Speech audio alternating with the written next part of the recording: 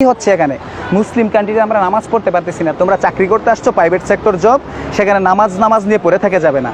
নামাজ পড়তে হলে বাড়ি থেকে চাকরি চাইরা, নামাজ পড়তে হলে বাড়ি থেকে নামাজ পড়ো। আমি মোহাম্মদ কাউসার আহমেদ, আমি প্রাণা রাইফেল রেনবো গ্রুপে বনশ্রী শোরুম ম্যানেজার হিসেবে আছি। তো আমাদের শোরুমগুলোতে এবং আমাদের যে চাকরিটা হচ্ছে আমাদের বেশিরভাগই হচ্ছে সারাদিন অনলাইন মিটিংয়ের মাধ্যমে যায়। আদার্স তো কাজ আছে, আমরা একটা ম্যানেজার প্রায় 10 জনের কাজ করে থাকি, সেটা ডিটেলস বলা যদিও যাচ্ছে না, কিন্তু সবাই জানে। তো আমাদের মূল ইস্যুটা হচ্ছে আমাদের মিটিংগুলো, প্রতিটা মিটিং নামাজের টাইমে শুরু করে।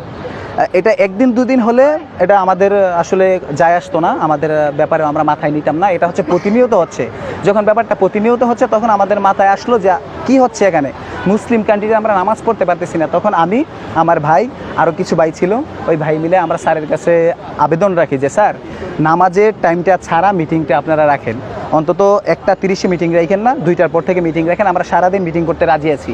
তো একদিন বললো ঠিক আছে এটা দেখা যাবে।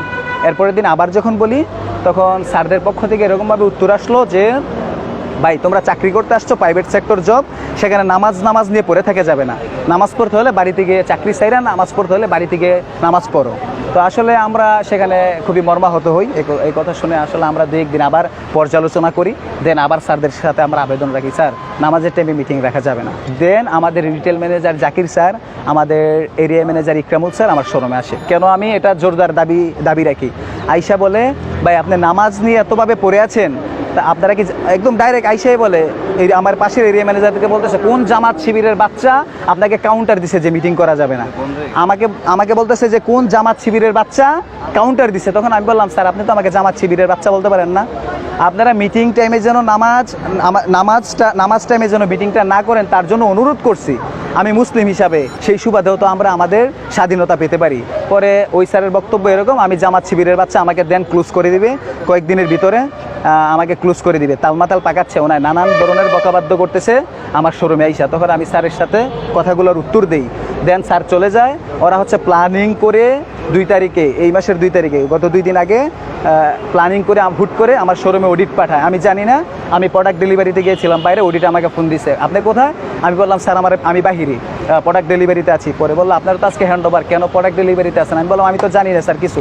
হ্যান্ড ওভার হলে শ্রম আইনে আছে, একটা মানুষকে ক্লোজ করতে হলে অন্তত 1 মাস আগে নোটিশ দিতে হবে, 2 মাসের স্যালারি প্রদান করতে হবে, না হয় মেল দিতে হবে। কিন্তু ওনারা আমার কিছু দেয় নাই, মেসেজ, নোটিশ, কোনো কিছুই দেয় নাই, মেল। তখন আমি এরিয়া ম্যানেজারকে জিজ্ঞাসা করি আমার হ্যান্ড ওভার হবে কী কারণে? তখন এরিয়া ম্যানেজার বলে আমি জানি না, হায়ার ম্যানেজমেন্ট জানে, সব স্যাররা আসতেছে, আপনি বসেন। তখন আমি শোরুম খুললাম, সবাই আসছে, ওনারা হচ্ছে এমডি স্যারের উপরে ক্লেম করছে যে এটা নাকি এমডি স্যার নির্দেশ দিচ্ছে আমাকে অবৈধভাবে হ্যান্ড ওভার দেওয়ার জন্য। কিন্তু আমরা যতটুকু জানি এমডি স্যার এরকম কাজ করার কথা না, আমরা এমডি পর্যন্ত যেতে পারি না, আমরা ইডি পর্যন্ত যেতে পারি। তো এখন আমি শোরুমে ঢোকার পর ওদের বক্তব্য ছিল এরকম যে ভাই এটা প্রাইভেট কোম্পানি, আমাদের কোম্পানি, আমরা যখন তখন আপনাকে ক্লোজ করে দিতে পারি, আপনার এখানে কোনো রাইট নাই কোনো বক্তব্য রাখার। দেন আপনি এখানে কোনোভাবেই আপনি হ্যান্ড ওভার থেকে বাঁচতে পারবেন না, বাঁচলে আপনারা সিপিডি দিয়ে ধরে হেড অফিসে নিয়ে যাব। আমাদের আরএফএলের একটা সিপিডি টিম আছে, যেটা হচ্ছে আমাদেরকে মানে কোনো ম্যানেজার ক্রাইম করুক বা ওদের মতামতের বাহিরে চলে গেলে ওদেরকে হেড অফিসে নিয়ে যায়, ওই সিপিডি দিয়ে হেড অফিসে নিয়ে গিয়ে টর্চার করে। পুলিশ যেভাবে রিমাইন্ডে নেয় ওদেরকে ঠিক এভাবে রিমাইন্ডে নেয়। এখন কেন নামাজে বাধা দিচ্ছে এটা হচ্ছে আমাদের ধারণায় নেই, এটা হচ্ছে ওরা চাচ্ছে না কি দেশের ভিতরে সেটা আমাদের ধারণায় নেই ভাই। আমরা ছোট মানুষ, আমরা শুধু নামাজে বাধা দিচ্ছি, আমাদের ধর্মীয় সকল কাজই, যেমন আমরা শবে কদরের সময় ছুটি পাই না, রাত 7টা-8টা পর্যন্ত ডিউটি করা লাগে, সরকারি ছুটি তো পাই না। দেন শুক্রবার পর্যন্ত আমাদেরকে ডিউটি করায়। শবে কদরের রাতে আমরা নামাজ পড়তে পারি না, কারণ কি আমাদের সকালে ডিউটি আছে সেটা বলে। সকাল 10টায় ওরা শুধুমাত্র 2 ঘন্টা ছুটি দেয়। শবে কদরের রাতে নামাজ পড়ার পরে দিনে 2 ঘন্টা ছুটি দেয়, সারা রাত নামাজ পড়ে 2 ঘন্টা ছুটিতে হয়। ঈদের ছুটি তো মাত্র 3 ঘন্টা থাকে, এটা আমি আগেও বলে গেছি। শবে বরাতের একই অবস্থা, আমাদের ঈদে মিলাদুন্নবীতে তো ছুটি নাই, আমরা প্রতিটা সরকারি ছুটিতে ডিউটি করি, প্রতি মাসে শুক্রবারে ডিউটি করি।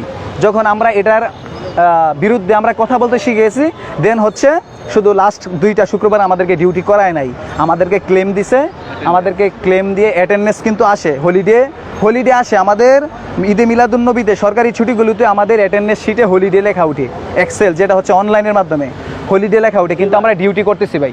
আমরা ডিউটি করি কিন্তু হলিডে লেখা উঠে বের করে দেন তো আমাদের না অ্যাটেন্ডেন্স সেট আমরা পরে প্রুফ লাগলে আমরা দিয়ে দেবো যেমন নামাজ চলাকালীন যে মিটিং করতেছে সেটাও আমাদের কাছে প্রুফ আছে ভাই ধন্যবাদ